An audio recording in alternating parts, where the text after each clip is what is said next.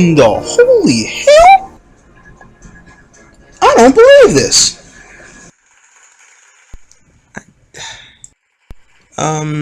Yeah. So apparently there's a TACT community chat.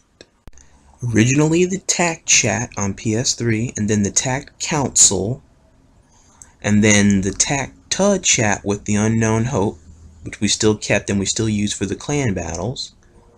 And now it's the general TACT family community chat, headed by the president, Angela Thomas Bays. I'll be damned.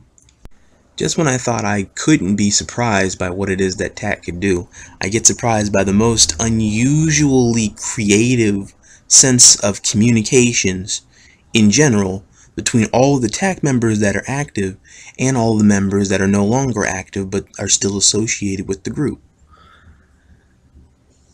I'm just flabbergasted, really. I don't know. And so when I go in here into TACT community chat, which I'm gonna have to get used to calling it that now, I see that a number of questions that you guys have asked me and a number of facts and updates that you brought to my attention, and so we can all sit here and we can address it all as such. And it can also, in a sense, bring up to speed those that are also in TACT or that may not be a part of this TACT community chat as it is. And for others that may be seeking to want to join, or those that are leaving, blah, blah, blah, blah, blah. But the updates will come as follows. And so before I hop right into it, I just want to say that the idea for this overall TACT chat was a very beautiful idea. And I'm very proud of Apex and for the lot of you guys for following through on the idea and continuing this idea.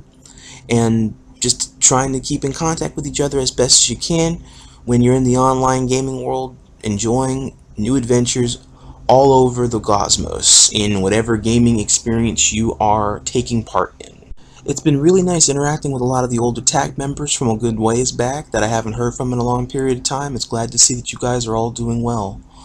And I look forward to seeing some of the new members we may have popping in and out of the chat from time to time. The whole lot looks like it's been progressively steady while I've been away. And this I can be thankful for because it shows that a lot of you guys do have a sense of independence, and it doesn't always require me or Arg or Skull to be around. Keep up the good work, my friends. All of you, good work.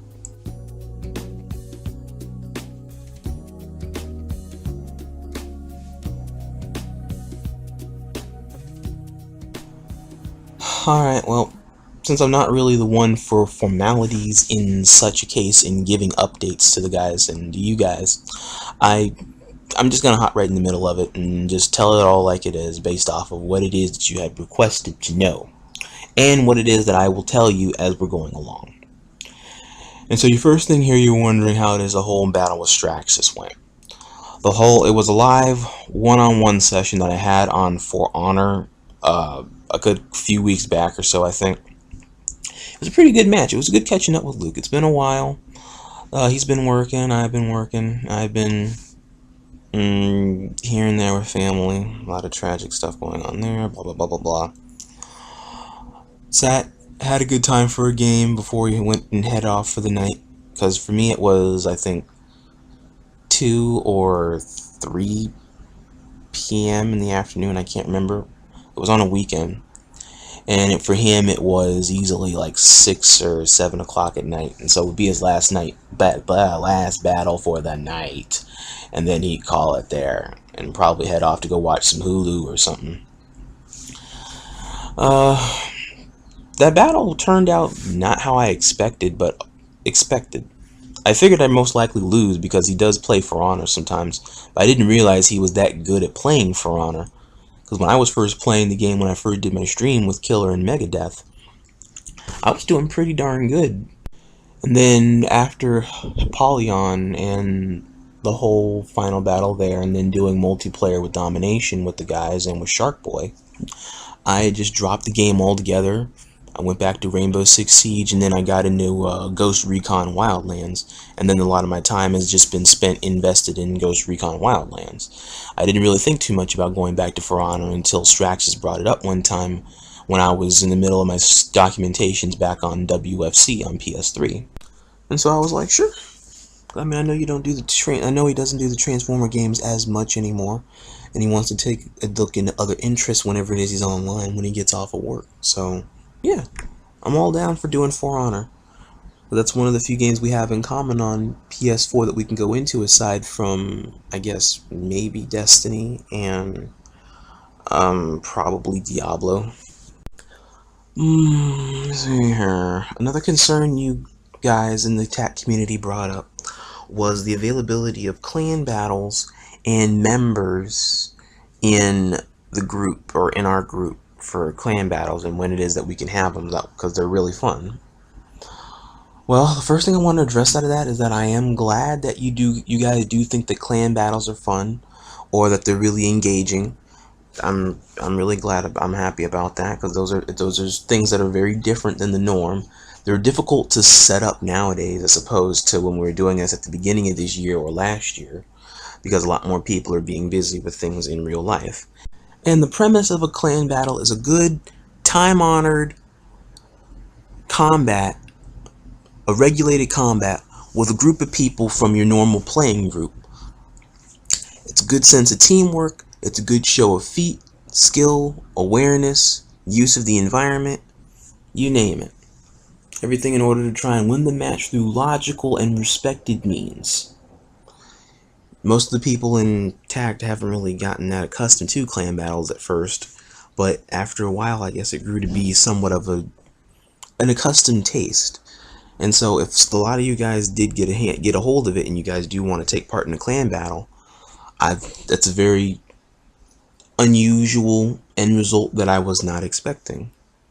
And the general availability of clan battles was originally depending on, I guess, whenever it is I can talk to other clan leaders respectively and get their input on a time or a date or a grace period when it is that a lot of us can meet within reasonable understanding that can work with everybody in different time zones, because I know there are some people that also play in different time zones.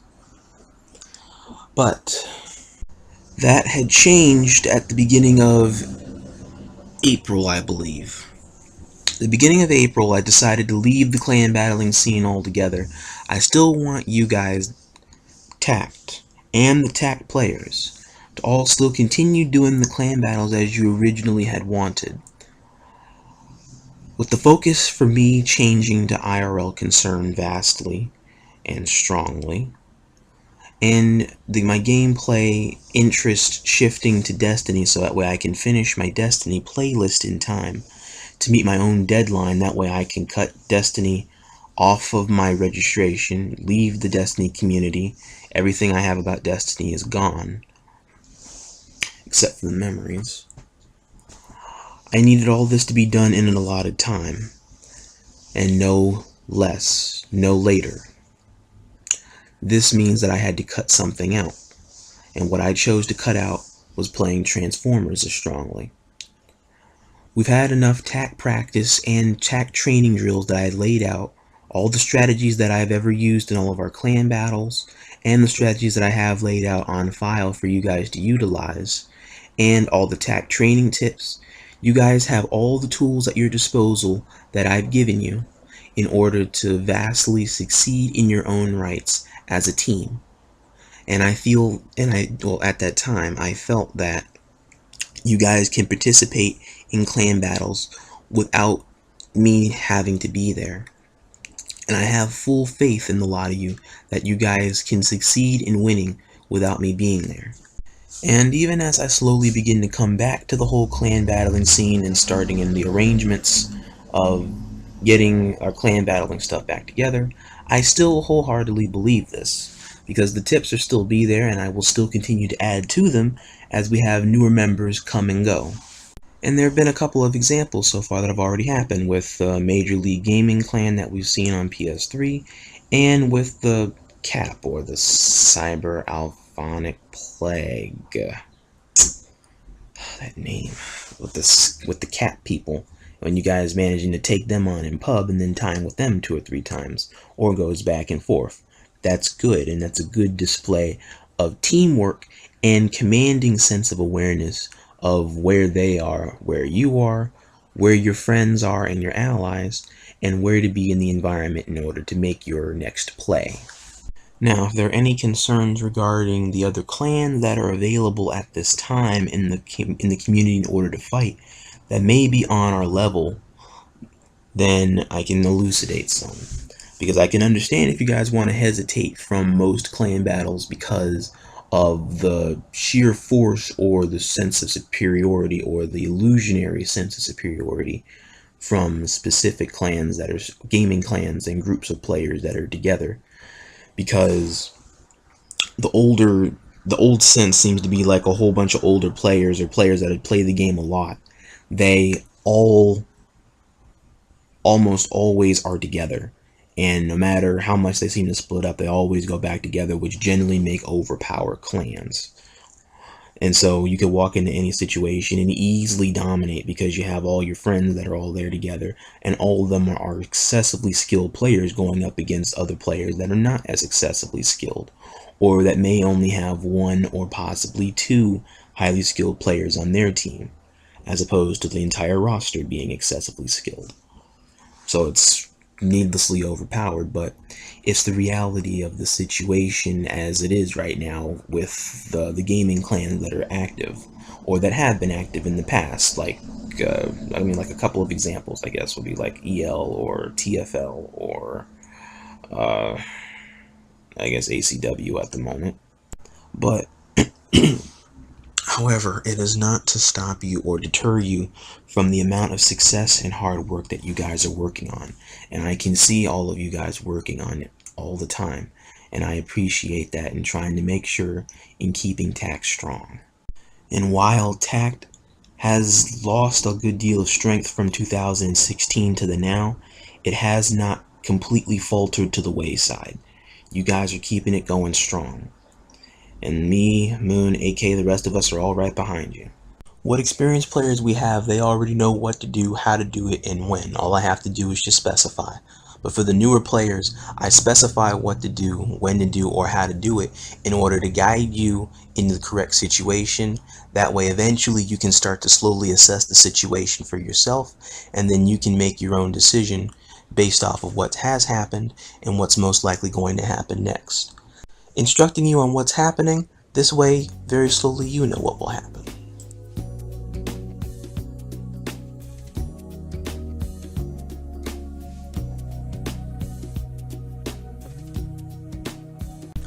Okay, next thing you guys are wanting to bring up here is concerning the availability of players. Because it's brought up and was recently brought up in the form of a timely insult, I guess, in the last clan battle or so, about why it is that we could have 40, 50 something clans, the largest rosters on FOC, and yet when the time comes for a clan battle, you can barely muster 4 or 5 people at a time. Now, yes, while I do feel insulted by this, there is an unfortunate truth to this revelation and to this statement.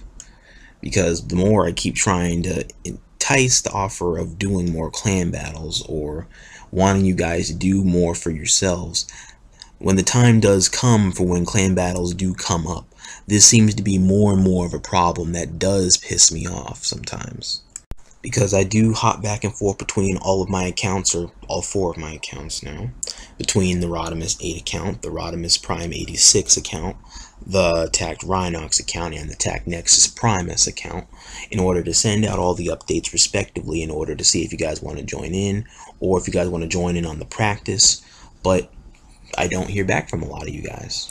Or if I do, I hear back from you either after the fact and the battle's already done and your help, I guess, is no longer really needed at this time, or you literally text me at the last second when I can barely fit you in, or I have to find some way to make it up as I go along.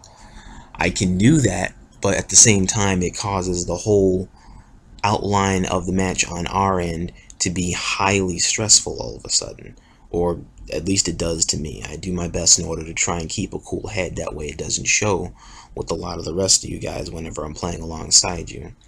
I make the effort to keep a cool head in the field no matter how stressed out or how much I want to just say F you all continually, with the amount of stress that piles up with people wanting to rush me.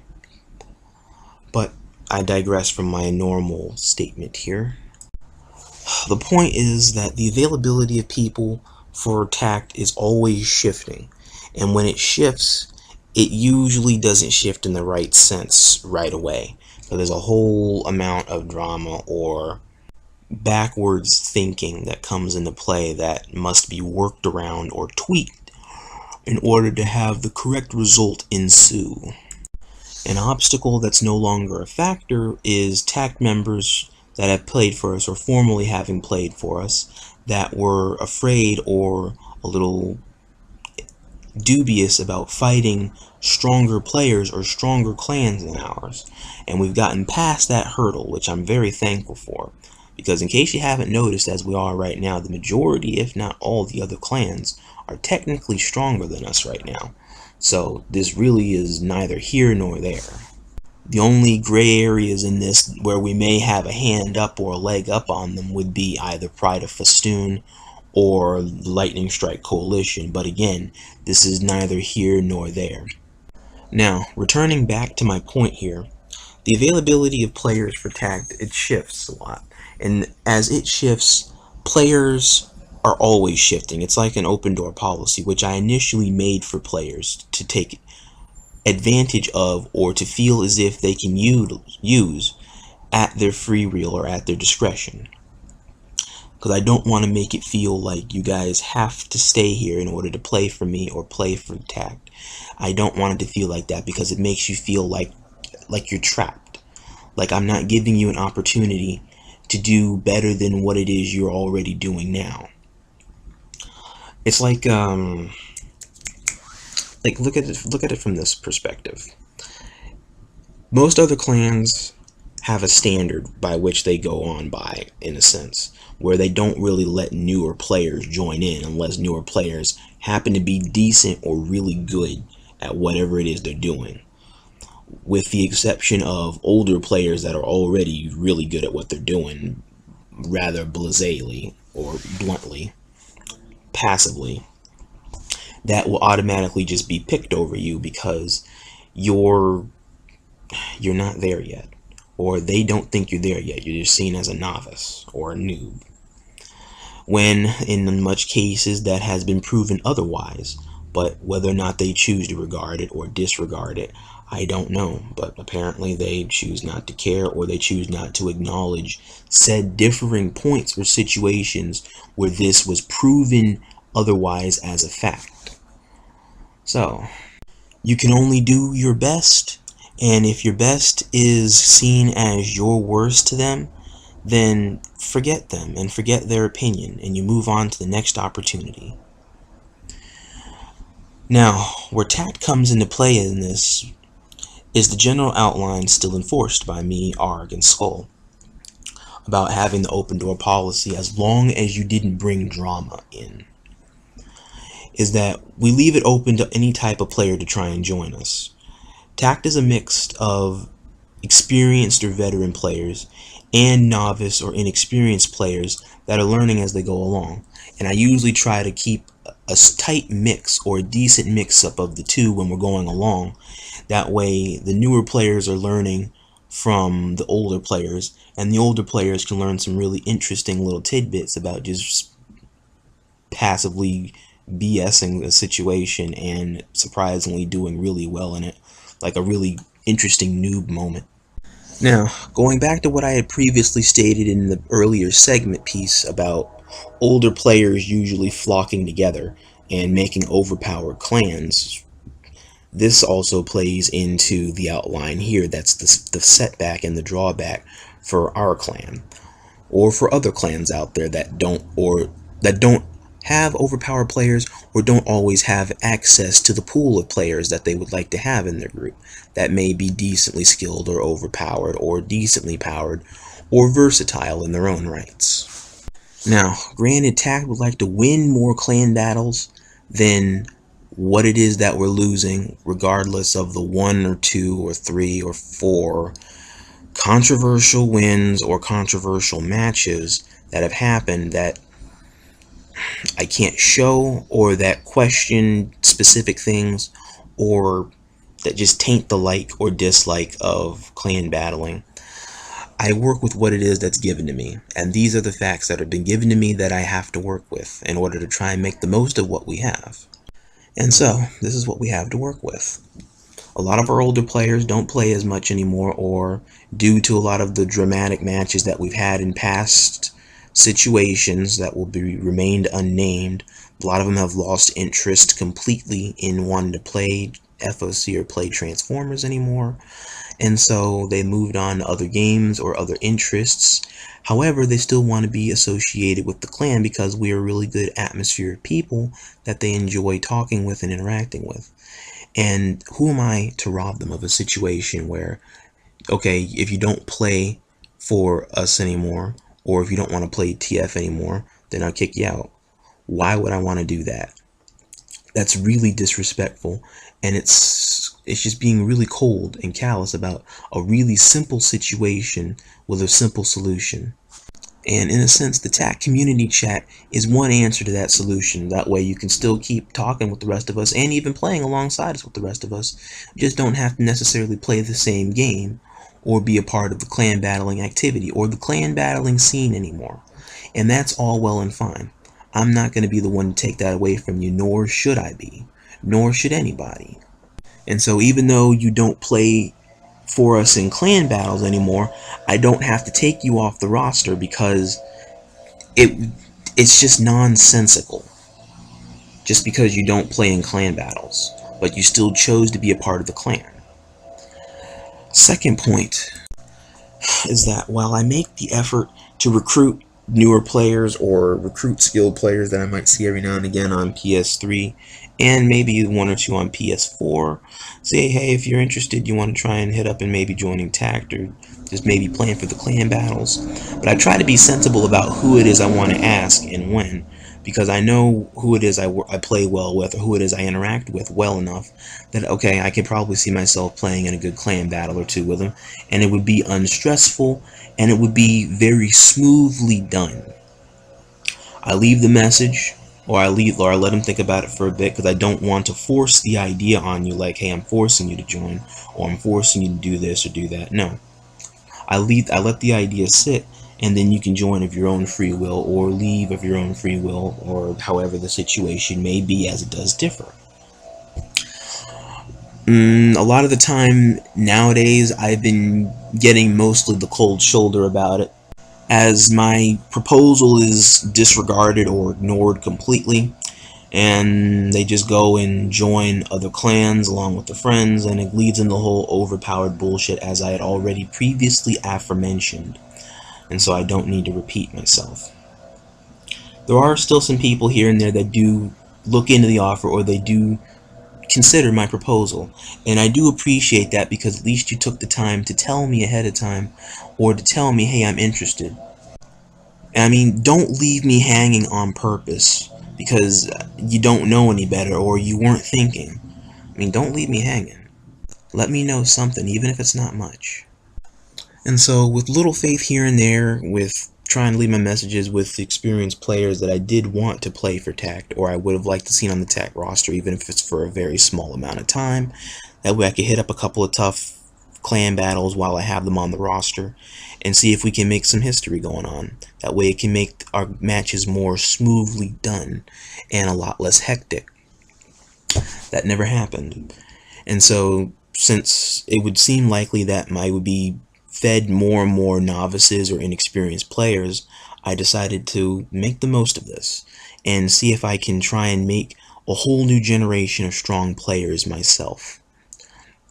Since firepower is what it is that I would like to have but can't have, and I'm given players that don't have firepower at all, I will decide to make them into the fighting force that they are eventually destined to be. So instead of waiting a long period of time down the road, I can give them the incentive to get good and to be a lot more skilled than they are now and help them hone their skills. That way they can be the firepower that can replace the firepower I was expecting. And in exchange, I could end up getting even more than I had originally bargained for. So, in lamest terms, look at it this way. TACT is where you come to in order to get good, and then after a while you may decide to leave, or in some cases ditch TACT in order to go to other clans that are supposedly better, where they only take good players. You come to us to get good, you go to other clans where you're already good. That's the mindset that I've been pondering for a while, and that I seem to be proven right in some sense, and in some past cases. I don't believe this as truth completely. I do believe there is some truth to this. However, I think it's also the code of conduct in how you treat your fellow gamer and how you treat your fellow man that can also have this feel as if it's not completely tainted, or it's not rude or insulting to the past playing experience that you had before moving on to your present experience. Anywho, as this is generally a revolving door in a sense, there's newer players here and there every now and again, although I notice that the roster does continually change whether I like it or not, and this continues to falter a peaceful mindset when wanting to try and find the right players at the right times, because I have to invest in unknown unknowns in order to have a successful roster put together for a match. And this is where a lot of the experience I have in matches and in clan battles, both with TACT and without TACT, come into play, because I've learned how to adapt to a vast majority of different playing styles. So I can pretty much play with anybody who I have never played with before at all, and I can do moderately well with them, because I can adapt like that. And I can adapt to the majority of newer players and older players in a mix, going back and forth. So any role I need to play, or any position I need to do, or route I need to take, or action I need to command upon, I can do without excess difficulty. A pending side effect that is in progress is their schedule and my schedule mixing or not mixing well together. I don't know what a lot of them are doing in real life, and it's not my business or my place to say or to ask, because it's a private matter.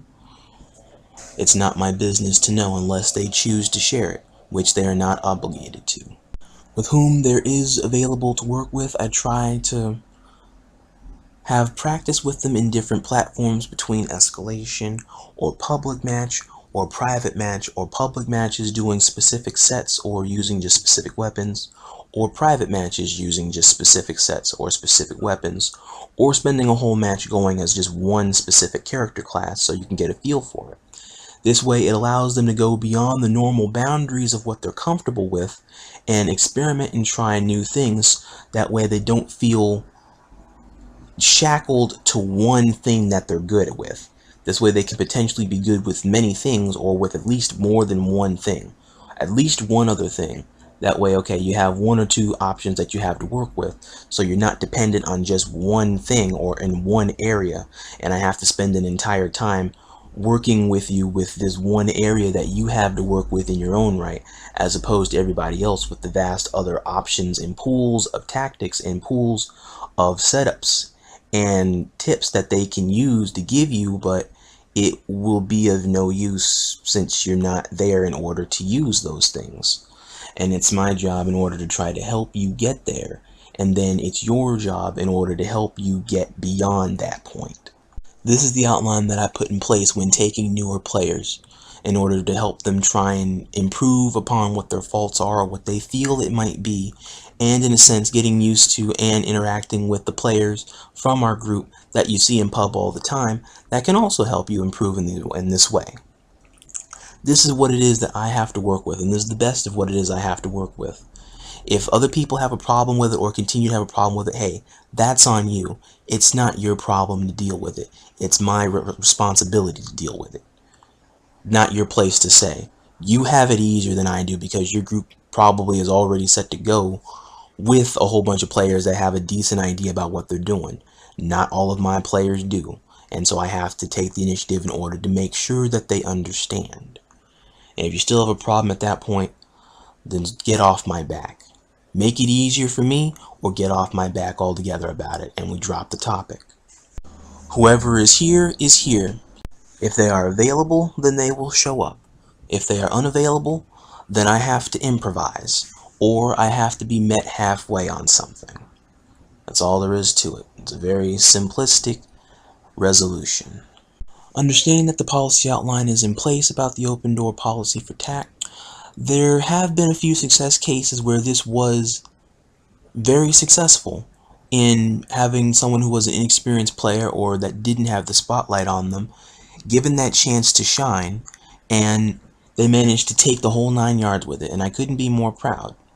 Such success cases for our group were Ripper Adem, Tough Phantom, or TUH Striker, Con Lover, or Mudico 20, TACT Nexus Primus, or Flint Heart, or Soundwaves 417. After we had our last match, he definitely rose up a very good deal. Or even the Wheats, really. Like, all those cases were all really good, were all players that became better players than when they first came to us. And they're still continuing to rise to this day. And I hope to continue to expand that list. That way, in its sense, it makes a new generation or a whole new crop of decently skilled players or competent players that can be sought for by other groups if they so wanted to, or that can do well in their own right without having to hold their hand, or you feel like you have to hold their hand, that can take care of themselves in combative situations, really. I'm already well aware that over time this is going to be more of a trial and error situation, as newer players will eventually come and the older players may eventually go. And this is a frustrating process that I can understand in some sense.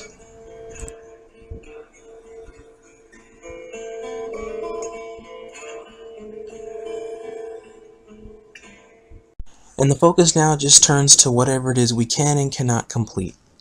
There's still a clan battle up in the air with LSC that we need to continue from Easter. That still hasn't been finished yet, so whenever it is we can get in contact with the leaders, set that up and finish that. And then there's also the pending challenge request from Global Elite Fighters, GEF, that we also need to respectively see to. The problem pending here is that this is usually going to be a daytime thing, since the majority of them are in a completely different time zone between Germany or Russia or other foreign countries, as it may be, where the time zones are vastly different than they are here in the States or here on the Eastern Shore. And so we have to try and figure out a time zone or a date and a time when this can be set up in order to try and have their match respectively set in place.